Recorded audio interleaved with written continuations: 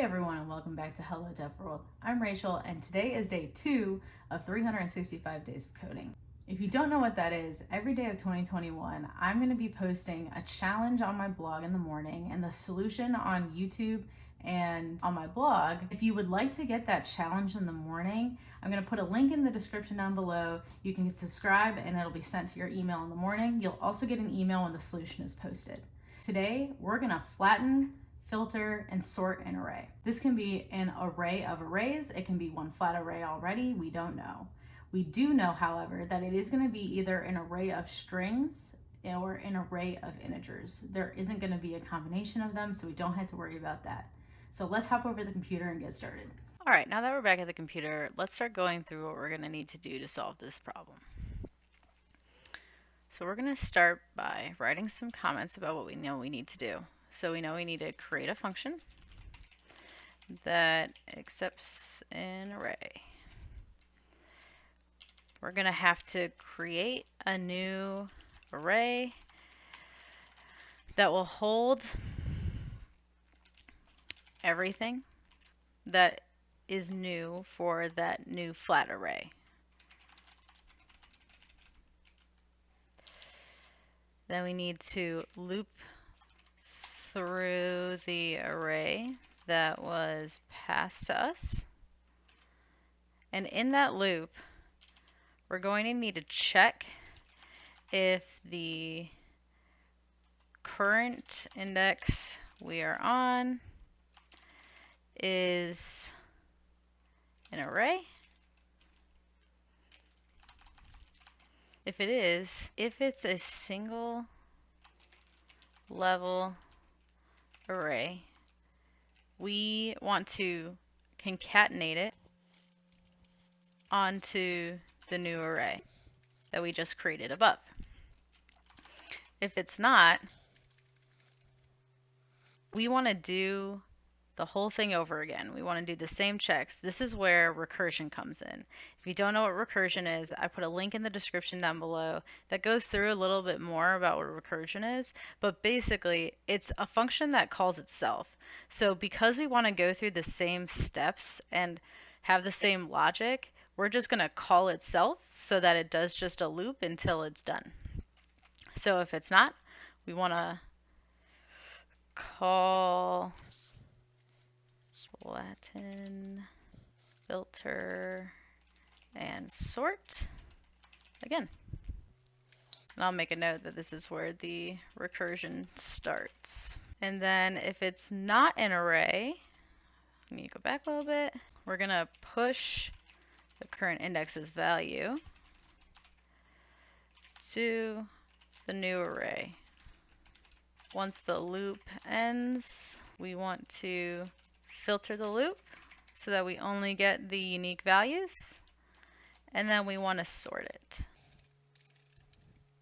All right, so first things first, we need to create a function, and we're going to call it flatten, filter, and sort. It's a bit of a long function name, but I would rather people know exactly what it's doing than have a shorter name. And we know that it's going to accept an array. Again, this is going to be either an array of numbers or an array of strings. It's not going to be a mix between the two. All right, now what we need to do is create the new array that we're going to push everything into.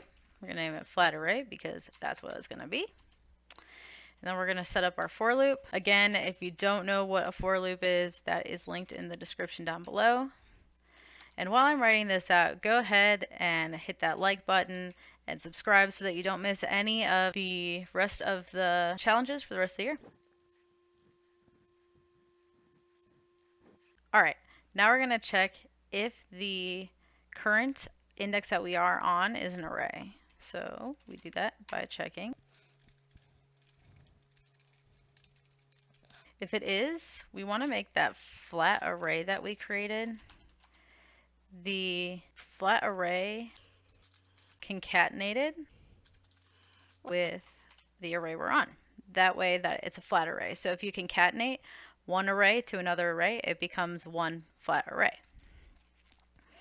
Now, if that array is not a flat array, we want to go through that logic again, like we were talking about before. So we're going to call this flatten again. And that way it will go through that same logic. It'll check if it's an array. If it is, it'll go to the next one. So think about it as we're going all the way down to the most nested array, and then we're going to come all the way back up and merge them all together until finally we get to the top, and we're going to merge it back into that original flat array that we came up with. If it's not an array, we're going to just push the current index onto it, the new array.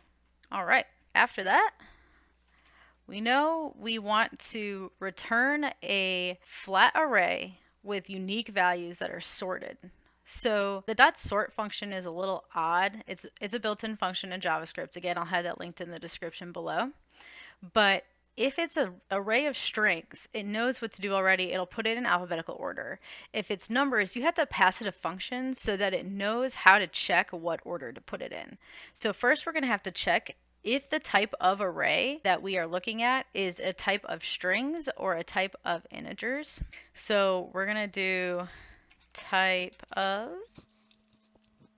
and we're going to just check the first index because we know that they're not going to be anything other than the first index.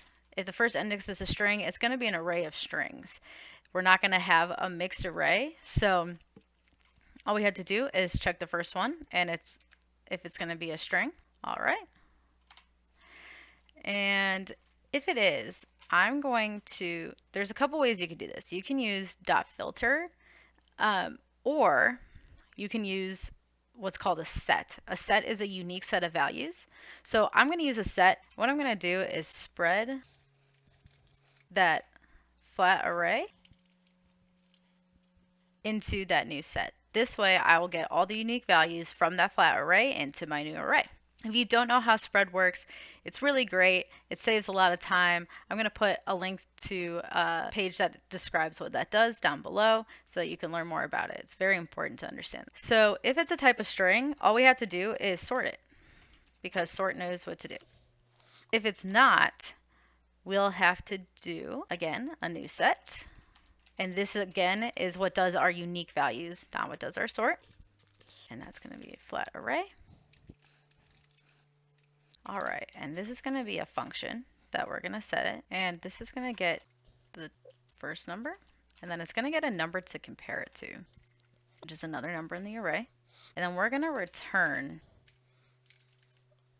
one number minus the second number. And this is going to tell it what order to put it in because it will either be a negative number or a positive number, so it'll know which side to put it on. Let's add some spaces for some legible. All right, what is this complaining about? Doesn't like that I am missing a semicolon. All right, let's see what it's complaining about now. Oh, it's complaining because I did not put return in front of here. All right, now if we run this, oh, I apologize. I forgot I made the name a lot longer. Run that. All right, so we get 159. I apologize, this is wrong. 3, 5, 10, 20. All this long thing, which is in order, and we have all these in order. So this is the solution I have. It's pretty performant. There are definitely other solutions. If you have another solution, please post them in the comments down below. I would love to see them. I hope you enjoyed this challenge, and I hope to see you on the next one.